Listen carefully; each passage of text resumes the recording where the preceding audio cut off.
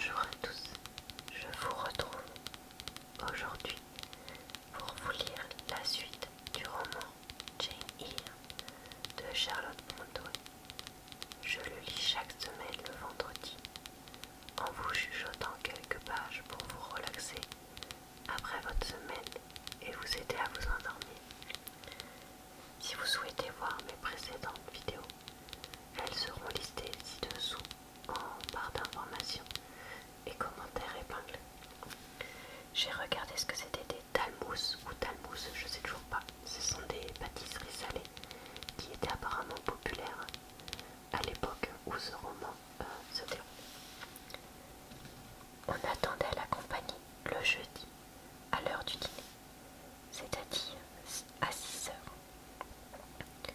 Je n'eus pas le temps d'entretenir mes chimères et je fus aussi active et aussi gaie que qui que ce fût, excepté Adèle.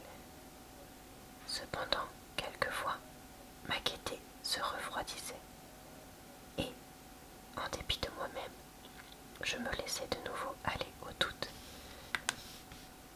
et aux sombres conjectures, et cela surtout lorsque je voyais la porte de l'escalier du troisième depuis quelque temps était toujours restée fermée, s'ouvrir lentement et donner passage à Grace Poole, qui glissait alors tranquillement le long du corridor pour rentrer dans les chambres à coucher et dire un mot à l'une des servantes, peut-être sur la meilleure manière de polir une grille, de nettoyer un marbre de cheminée ou d'enlever l'étage d'une tenture. Elle descendait à la cuisine une fois par jour pour dîner, fumait un instant près du foyer et retournait dans sa chambre, triste, sombre et solitaire, emportant avec elle un pot de portée, je ne sais pas ce que c'est. Sur 24 heures, elle n'en passait qu'une avec les autres domestiques. Le reste du temps, elle restait seule dans une chambre basse du second étage, où elle causait et riait probablement de son rire terrible. Elle était aussi seule qu'un prisonnier dans son cachot.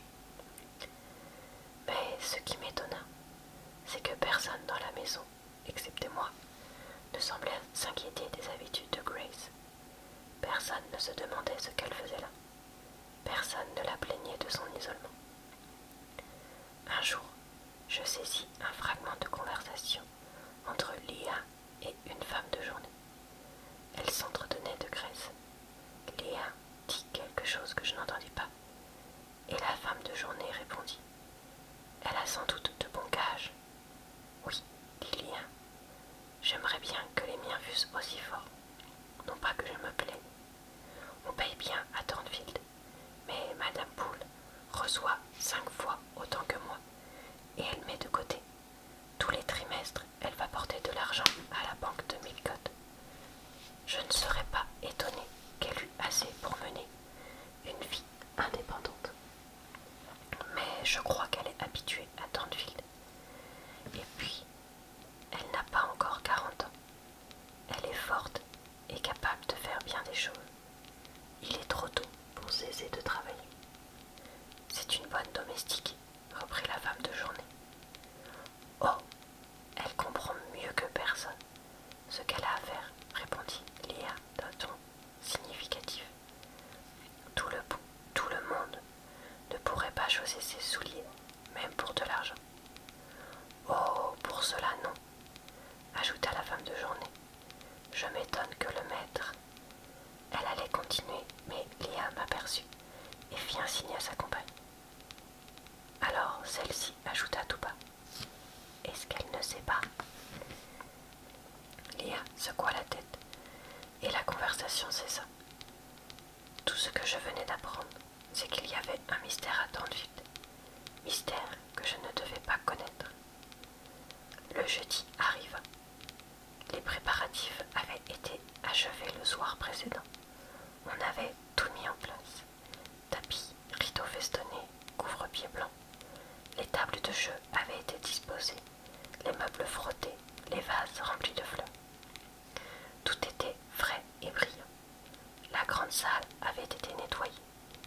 La vieille horloge, l'escalier, la rampe resplendissaient comme du verre.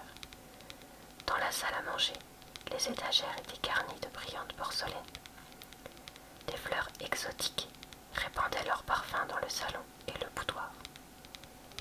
L'après-midi arriva. Madame Fairfax mit sa plus belle robe de satin noir, ses gants et sa montre d'or, car c'était elle qui devait recevoir la société, conduire les dames dans leurs chambres, etc. Adèle aussi voulut s'habiller, bien que je ne crusse pas qu'on lui demanderait ce jour-là pour la présenter aux dames. Néanmoins, ne désirant pas la contrarier, je permis à Sophie de lui mettre une robe de mousseline blanche. Quant à moi, je ne changeai rien à ma toilette. J'étais bien persuadée qu'on ne me ferait pas sortir de la salle d'études. Vrai sanctuaire pour moi et agréable refuge dans les temps de trouble. Nous avions eu une de ces journées douces et sereines, une de ces journées de fin mars ou de commencement d'avril, qui semblent annoncer l'été. Je dessinais, et comme la soirée même était chaude, j'avais ouvert les fenêtres de la chambre d'études. Il commence à être tard, dit Madame Fairfax en entrant bruyamment. Je suis bien aise d'avoir commandé le dîner pour 1 heure plus tard que ne me l'avait demandé M. Rochester, car il est déjà 6 heures passées. J'ai envoyé John regarder s'il n'apercevait rien sur la route. Des portes du parc, on voit une partie du chemin de Millcote. Elle s'avança vers la fenêtre. Le voilà qui vient, dit-elle. Puis elle s'écria. Eh bien, John, quelle nouvelle? Ils viennent, madame. Ils seront ici dans 10 minutes, répondit John. Je la suivis, faisant attention à me mettre de côté, de manière à être caché par le rideau, et à voir sans être vu. Les 10 minutes de John me semblèrent très longues, mais enfin, on entendit le bruit des roues. 4 cavaliers galopaient en avant. Derrière eux venaient 2 voitures découvertes, où j'aperçus des voiles flottants et des plumes ondoyantes. 2 des cavaliers étaient jeunes et beaux.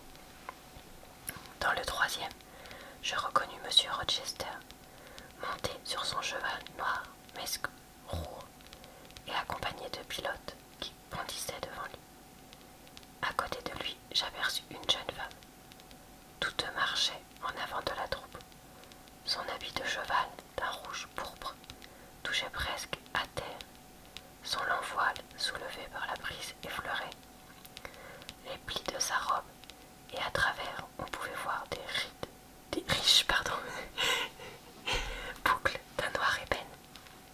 Mademoiselle Ingram, s'écria Madame Fairfax, et elle descendit rapidement, tourna bientôt l'angle de la maison, et je la perdus de vue. Adèle demanda à descendre, mais je la pris sur mes genoux, et je lui fis comprendre que ni maintenant, ni jamais, elle ne devrait aller voir les dames, à moins que son tuteur ne la fît demander, et que, si M. Rochester la voyait prendre une semblable liberté, il serait certainement fort mécontent. Elle pleura un peu. Je pris aussitôt une figure grave, et elle finit par essuyer ses yeux. On entendait un joyeux murmure dans la grande salle. Les voix graves des messieurs et les accents argentins des dames se mêlaient harmonieusement. Mais, bien qu'il ne parlât pas haut, la voix sonore du maître de Thornfield, souhaitant la bienvenue à ses aimables hôtes, retentissait au-dessus de toutes les autres. Puis, des pas légers montèrent l'escalier. On entendit dans le corridor des rires doux et joyeux. Les portes s'ouvrirent et se refermèrent. Et au bout de quelque temps, tout rentra dans le silence. Elle change de toilette, dit Adèle, qui écoutait attentivement et qui suivait chaque mouvement, et elle soupira. Chez maman, reprit-elle, quand il y avait du monde, j'allais partout, au salon, dans les chambres. Souvent, je regardais les femmes de chambre coiffer et habiller les dames, et c'était si amusant. Comme cela, au moins, on apprend. Avez-vous faim, Adèle? Mais oui, mademoiselle. Voilà 5 ou 6 heures que nous n'avons pas mangé. Eh bien, pendant que les dames sont dans leur chambre, je vais me hasarder à descendre et je tâcherai d'avoir quelque chose. Sortant avec précaution de mon asile, je descendis l'escalier de service qui conduisait directement à la cuisine. Tout y était en émoi. La soupe et le poisson étaient arrivés à leur dernier degré de cuisson, et le cuisinier se penchait sur les casseroles qui toutes menaçaient de prendre feu d'un moment à l'autre. Dans la salle des domestiques, 2 cochers et 3 valets se tenaient autour du feu. Les femmes de chambre étaient sans doute occupées avec leur maîtresse. Les gens qu'on avait fait venir de Millcote étaient également fort affairés. Je traversais ce chaos et j'arrivais au garde-manger, où je pris un poulet froid, quelques tartes, un pain, plusieurs assiettes, des fourchettes et des couteaux. Je me dirigeais alors promptement vers ma retraite. J'avais déjà gagné le corridor et fermé la porte de l'escalier, quand un murmure général m'apprit que les dames allaient sortir de leur chambre. Je ne pouvais pas arriver à la salle d'études sans passer devant quelques-unes de leurs chambres, et je courais le risque d'être surprise avec mes provisions tranquillement à l'un des bouts du corridor, comptant sur l'obscurité qui y était complète depuis le coucher du soleil. Les chambres furent bientôt privées de leurs belles habitantes. Toutes sortirent gaiement, et leurs vêtements brillaient dans l'obscurité. Elles restèrent un moment groupées à une des extrémités du corridor, pendant que moi je me tenais à l'autre. Elles parlèrent avec une douce vivacité. Elles descendirent l'escalier presque aussi silencieux qu'un brouillard qui glisse le long d'une colline. Cette apparition m'avait frappé par son élégance distinguée. Adèle avait entrouvert la porte de la salle d'études et s'était mise à regarder. « Oh, les belles dames !» s'écria-t-elle en anglais. « Comme je serais contente d'aller avec elles. »« Pensez-vous, dit-elle, que M. Rochester nous envoie chercher après dîner ? » ?»« Non, en vérité, M. Rochester a bien autre chose à faire. Ne pensez plus aux dames aujourd'hui. Peut-être les verrez-vous demain. En attendant, voilà votre dîner. » Comme elle avait très faim, elle fut un moment distraite par le poulet et les tartes. J'avais été bien inspirée d'aller chercher ces quelques provisions à l'office, car sans cela, moi, Adèle et Sophie, que j'invitais à partager notre repas, nous aurions couru le risque de ne pas dîner du tout. En bas, on était trop occupés pour penser à nous. Il était 9 heures passées lorsqu'on retira le dessert, et à 10 heures, on entendait encore les domestiques emporter les plateaux et les tasses. On avait pris le café. Je permis à Adèle de rester debout beaucoup plus tard qu'ordinairement, parce qu'elle prétendit qu'elle ne pourrait dormir tant qu'on ne cesserait pas d'ouvrir et de fermer les portes en bas. Et puis, ajoutait-elle, Monsieur Rochester pourrait nous envoyer chercher lorsque je serai déshabillée. Et alors, quel dommage. Je lui racontais des histoires aussi longtemps qu'elle voulut. Ensuite, pour la distraire, je l'emmenai dans le corridor. La lampe de la grande salle était allumée, et, en se penchant sur la rampe, elle pouvait voir passer et repasser les domestiques. Lorsque la soirée eut avancé, tout à coup, des accords retentirent dans le salon. On y avait transporté le piano. Nous nous assîmes toutes les deux sur les marches de l'escalier pour écouter. Une voix se mêla bientôt aux puissantes vibrations de l'instrument. C'était une femme qui chantait, et sa voix était pleine de douceur. Le solo fut suivi d'un duo et d'un chœur. Dans les intervalles, le murmure d'une joyeuse conversation arrivait jusqu'à nous. J'écoutais longtemps, étudiant toutes les voix et cherchant à distinguer au milieu de ce bruit confus les accents de M. Rochester, ce qui me fut facile. Puis je m'efforçais de comprendre ces sons que la distance rendait vagues. 11 heures sonnaient. Je regardais Adèle qui appuyait sa tête contre mon épaule. Ses yeux s'appesantissaient. Je la pris dans mes bras et je la couchai. Lorsque les invités regagnèrent leur chambre, il était près d'1 heure. Le jour suivant brilla, aussi radieux. Il fut consacré à une excursion dans le voisinage. On partit de bonne heure, quelques-uns à cheval, d'autres en voiture. Je vis le départ et le retour. De toutes les dames, mademoiselle Ingram seule montait à cheval. Et comme le jour précédent, M. Rochester galopait à ses côtés. Tous deux étaient séparés du reste de la compagnie. Je fis remarquer cette circonstance à madame Fairfax, qui était à la fenêtre avec moi. Vous prétendiez l'autre jour, dis-je, qu'il n'y avait aucune probabilité de les voir mariés. Mais regardez vous-même si M. Rochester ne la préfère pas à toutes les autres. Oui, il l'admire sans doute. Et elle l'admire aussi, ajoutai-je. Voyez, elle se penche comme pour lui parler, confidentiellement. Je voudrais voir sa figure. Je ne l'ai pas pu encore jusqu'ici. Vous la verrez ce soir, répondit madame Fairfax. J'ai dit à M. Rochester combien Adèle désirait voir les dames. Il m'a répondu, eh bien, qu'elles viennent dans le salon après dîner et demander à mademoiselle Eyre de l'accompagner. Oui, il a dit cela par pure politesse, mais je n'irai certainement pas, répondis-je. Je lui ai dit que vous n'étiez pas habitué au monde, et qu'il vous serait probablement pénible de paraître devant tous ces étrangers. Mais il m'a répondu sur un ton bref. Niaiserie, si elle fait des objections, dites-lui que je le désire vivement, et si elle résiste encore, ajoutez que j'irai moi-même. Je ne lui donnerai pas cette peine, répondis-je. J'irai, puisque je ne puis pas faire autrement. Mais j'en suis fâché. Serez-vous là, madame Fairfax? Non, j'ai plaidé et j'ai gagné mon procès.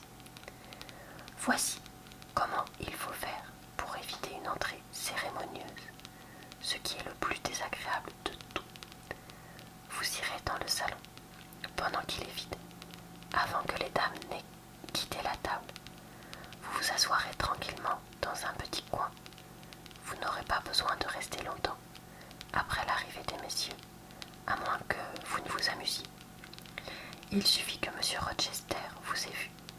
Après cela, vous pourrez vous retirer. Personne ne fera attention à vous.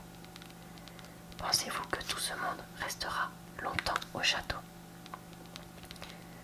1 ou 2 semaines, certainement pas davantage. Après le départ des invités, John Inn, qui vient d'être nommé membre de Millcote, se rendra à la ville. Je pense que M. Rochester l'accompagnera, car je suis étonné qu'il ait fait un si long séjour à Thornfield. C'est avec crainte que je vis approcher le moment où je devais entrer dans le salon avec mon élève. J'arrive plus à parler. Adèle avait passé tout le jour dans une perpétuelle extase, à partir du moment où on lui avait appris qu'elle allait être présentée aux dames. Et elle ne se calma un peu que lorsque Sophie commença à l'habiller. Quand ses cheveux furent arrangés en longues boucles bien brillantes et qu'elle eut mis sa robe de satin rose, ses mitaines de dentelle noire et qu'elle eut attaché autour d'elle sa longue ceinture, elle demeura grave comme un juge. Il n'y eut pas besoin de lui recommander de ne rien déranger dans sa toilette lorsqu'elle fut habillée. Elle s'assit soigneusement dans sa petite chaise, faisant bien attention à relever sa robe de satin commence à lire le bas. Elle promit de ne pas remuer jusqu'au moment où je serai prête. Ce ne fut pas long. J'eus bientôt mis ma robe de soie grise achetée à l'occasion du mariage de mademoiselle Temple et que je n'avais portée depuis. Je lissai mes cheveux, je mis mon épingle de perles. Voilà, c'est tout pour ce soir. J'espère que cette lecture vous a plu et relaxé. Je vous souhaite une bonne soirée, une bonne nuit ou une bonne journée.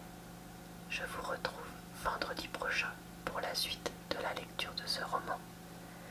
Et je vous dis à très bientôt dans une prochaine vidéo.